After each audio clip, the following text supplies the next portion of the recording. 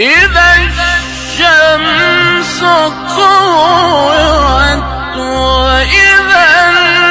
النجوم انكدرت وإذا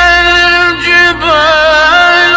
سيرت وإذا العشار طلت وإذا الوحوش